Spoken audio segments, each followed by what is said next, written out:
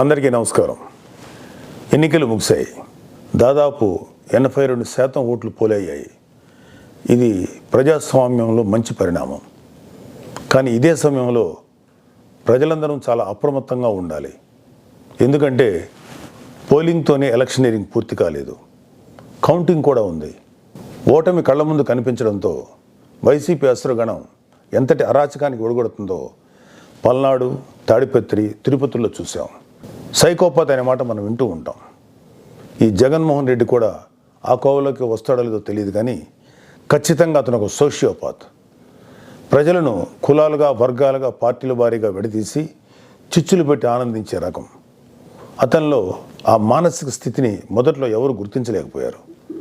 ఆ వ్యాధిని తన అసురగణానికి కూడా అంటించాడు. ఈ సోషియోపాత్ మానసిక స్థితి రోజు రోజుకి ముదిరిపోయింది. ఓటమి కనిపిస్తుండటంతో వైసీపీ ముఠాలు ఉన్మాదంతో ప్రజల ఇళ్ల మీద పడి అరాచకం సృష్టిస్తున్నాయి. మాచర్ల వైసీపీ ఎమ్మెల్యే సంబంధీకుల ఇళ్లలో పెట్రోల్ బాంబులు దొరికాయంటే ఫలితాలు వచ్చాక వీళ్ళు ఎంత రాక్షసత్వానికి తెగబడబోతున్నారో ప్రజలు గ్రహించాలి. తాడిపత్రిలో పోలీసులు కూడా తమను తాము రక్షించుకునేందుకు అగచాట్లు పడ్డారు. అంటే వైసీపీ ఎంతగా రెచ్చిపోతుందో అర్థం చేసుకోవాలి.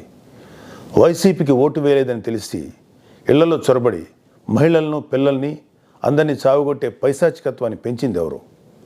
ఖచ్చితంగా ఈ జగన్మోహన్ రెడ్డి అనే చెప్పాలి. విశాఖపట్నంలోని కంచరపాలెంలో ఓ కుటుంబం కూటమి అభ్యర్థులకు ఓటు వేసిందని తెలిసి వైసీపీ గుండాలు ఆ ఇంట్లో మహిళలను, చదువుకుంటున్న పిల్లలపై దుర్మార్గంగా దాడి చేసింది. గర్భంతో పుట్టింటికి వచ్చిన మహిళపైన తీవ్రంగా దాడి చేశారు. అంటే వైసీపీ రాక్షసత్వం ఏ స్థాయిలో ఉందో తెలుసుకోండి. ఇలాంటివన్నీ తెలుసుకొని చిక్కటి చిరునవ్వులు చెందించే వ్యక్తిని ఏమనాలి? మహేష్ బాబు స్పైడర్ సినిమాలో విలన్ సూర్య గుర్తొస్తున్నాడు కదూ. ఉత్తరాంధ్ర నుంచి రాయలసీమ వరకు ఎన్నికల అనంతరం హింసను ప్రేరేపించడంలో వైసీపీ ఓటమి కనిపిస్తుంది. రాబోయే ఓటమిని కప్పిపుచ్చుకునేందుకే ఈ దాడులు చేస్తుంది. ఈవీఎంలు భద్రపరిచిన స్ట్రాంగ్ రూమ్స్ దగ్గర కూడా భద్రత పటిష్టంగా ఉంచాలి. అక్కడ సెంట్రల్ గవర్నమెంట్ వారిది 3 అంచెల సెక్యూరిటీ ఉంది.